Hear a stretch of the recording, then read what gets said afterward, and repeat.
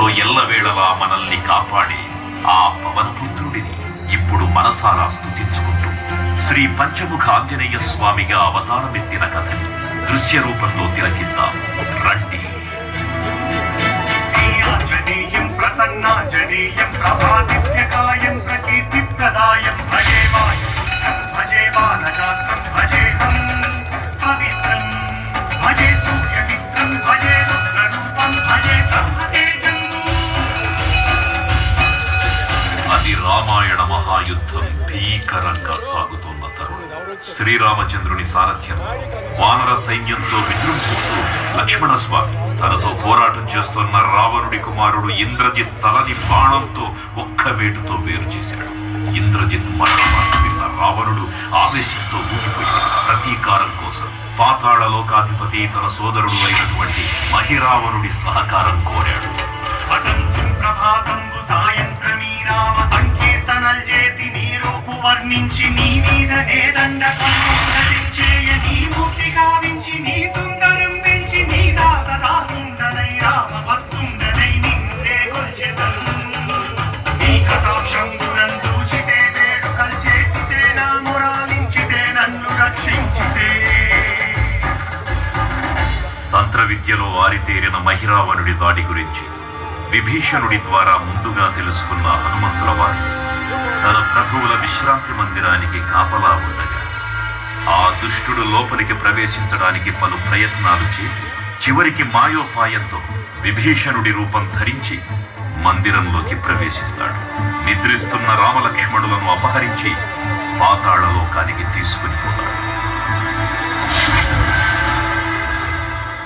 అంజనాదేవి గర్భాన్వయా దేవని నెచ్చనేనంతవాడన్ దయాశాలివై చూచియుండాకవై దూషికదన్ నిల్చియున్ తొల్లి సుగ్రీవకున్ మంత్రివై స్వామి కార్యార్థవై ఏగి శ్రీరామ సౌమిత్రులం చూచి వారిని విచారించి సర్వేసు పూజించి యజ్ఞానుషం పంటు గావించి వాలిని సంపించి కాకుత్సతిలకుంటు వాసుని వీక్షించి కిష్కింధకే తెంచి శ్రీరామ కార్యార్థమై లంకకే తెంచియున్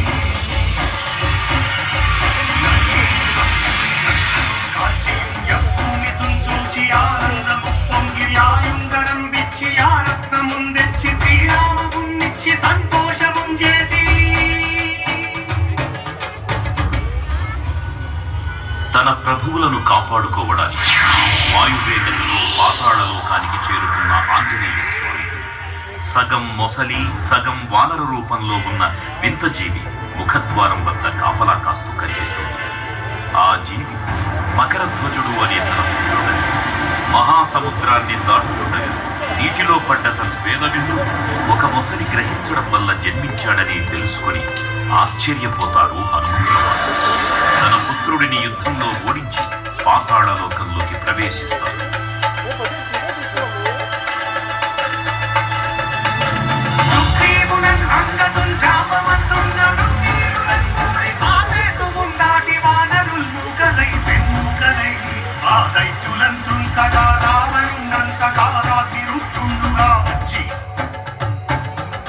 బ్రహ్మాండమైనట్టి ఆ శక్తిని వైచి ఆ లక్ష్మణుంపగానప్పుడే నీవు సంజీవిని తెచ్చి సౌమిత్రికి నిచ్చి ప్రాణంబు రక్షింపగా కుంభకర్ణాదులం వీరులం ఘోర శ్రీరామ బాణాగ్ని వారందరిం రావణుం సంపగానంత లోకం పురానందమయ్యుండ నవ్వేళనం విభీషణ్ వేడుకంతోడు కన్వచ్చి పట్టాభిషేకంబు చేయించి సీతామహాదేవిని తెచ్చి శ్రీరామునిచ్చి అంతన్నయోధ్యాపురించొచ్చి పట్టాభిషేకంబు సంరంభమయ్యున్నా.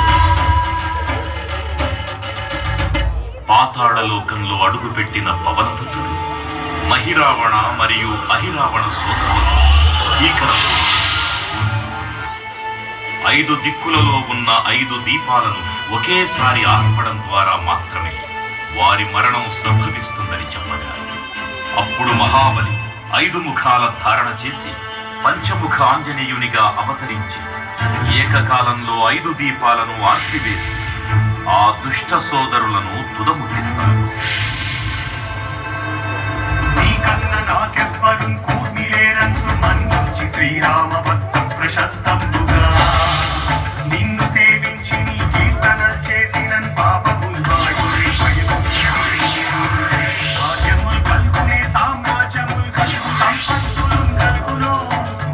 నిరాకార యోగ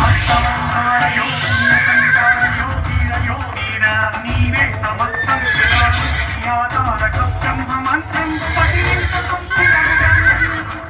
వజ్రదేహం గురుం దాచి శ్రీరామయంచున్ మనఃపూతమైన ఎప్పుడు తప్పకన్ తనకు నా జిహ్వయందుంది నీ దీర్ఘదేహము త్రైలోక్య సంచారివై రామనామాన్ని సత్యానివై బ్రహ్మవేదమునం దౌర్గణీశ్వర కల్లోల హావీర హనుమంత ఓంకార శబ్దం బులన్ భూత ప్రేతం బులన్ పెంపి సాచం బులన్ శాకిని జాతి నిత్యాతులన్ కాలి దెయ్యం బులన్ నీదువారం బులన్ దుట్టి నేరం వరం పట్టి నీ ముష్టి ఘాతం బులన్ పాదుదండం బులన్ కోపఖండం బులన్ తుంచి కారా తిరుతుండవై నీవు బ్రహ్మ బ్రహ్మావాదికంపై నిత్యదేహం బులన్ చూచి రారోలిన ముత్తు నరసింహయంచు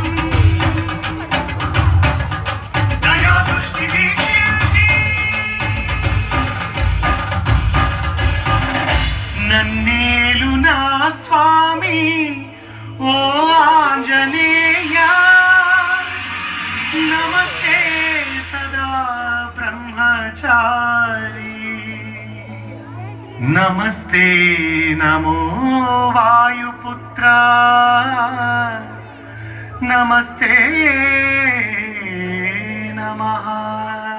తూర్పు దిక్కున చూసే శ్రీ హనుమాన్ ముఖం సర్వ పాపాలను హరించేదిగా, దక్షిణ దిక్కున చూసే శ్రీ నరసింహుని ముఖం శత్రుభయాన్ని పోగొట్టి విజయం చేకూర్చేదిగా, పశ్చిమ దిక్కుని చూసే శ్రీ గరుడ ముఖం భూత ప్రేత తాంత్రిక భయాలను పోగొట్టేదిగా, ఉత్తర దిక్కు వైపు చూసే శ్రీ వరాహ ముఖం గ్రహదోషాలను హరింపజేసి అష్టైశ్వర్యాలను అందించేదిగా, ఆకాశం వైపు చూసే శ్రీ హయగ్రీవ ముఖం విజ్ఞానాన్ని, విజయాన్ని, ఉత్తమ జీవిత భాగస్వామిని అందించేదిగా పురాణాలు చెబుతున్నాయి. కావున భక్తులారా, అన్ని విధాలుగా మనలను ఆదుకునే శ్రీ ఆంజనేయ స్వామిని మనసారా స్మరించుకొని ధరించండి. శ్రీ శ్రీ శ్రీ మహావీర బజరంగ బలికి జై.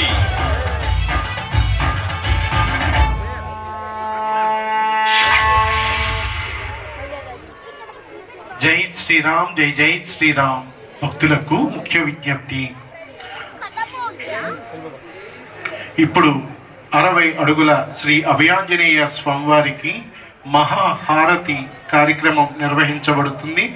కావున భక్తులు శ్రీ అభయాంజనేయ స్వామివారి సన్నిధికి చేరుకోవలసిందిగా కోరుతున్నాం. జై శ్రీరామ్, జై జై శ్రీరామ్.